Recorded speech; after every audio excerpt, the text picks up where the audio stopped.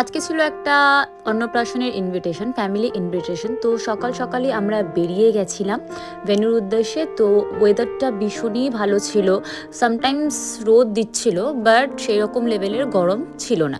রাতে একটু বৃষ্টিও হয়েছিল। তো চলে এসেছি আমরা ভেন্যুতে, আর আমাদের ফ্যামিলি যারা যারা ইনভাইটেড ছিল তারাও সবাই এসে গেছে।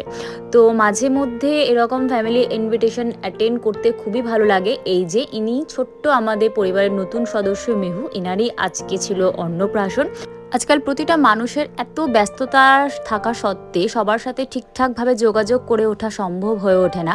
সুতরাং মাঝে মধ্যে যদি এরকম ইনভিটেশন থাকে যেখানে সবার সাথে দেখা হয়, তো একটু ভালোই লাগে। এখানে সবাই খুব হাসাহাসি করছিলাম, কারণ এতদিন পরে দেখা হলে সবার সাথে যা হয়। তো চলে এসেছি স্টার্টার কাউন্টারে। ফার্স্টেই ছিল চিকেন মোমো, যেটা খুব টেস্টি ছিল। গ্রিন চাটনিটা তো অসম ছিল। তারপরে ছিল চিকেন পকোড়া, আর ছিল হচ্ছে কফি, যেটা আমি খাইনি।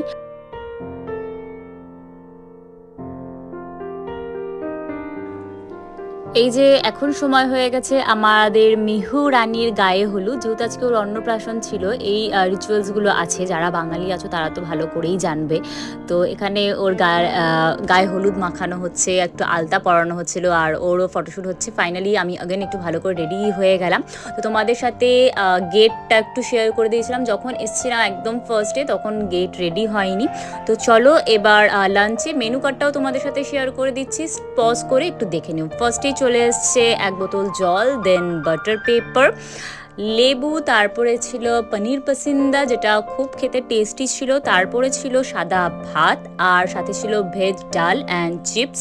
ডালটা আমি স্কিপ করে গেছি, যেহেতু ঝুড়ি আলু ভাজা ছিল না, তাই জন্য ঝুড়ি আলু ভাজা আর মিক্সড ডাল একটা আলাদাই কম্বিনেশন, অমৃত।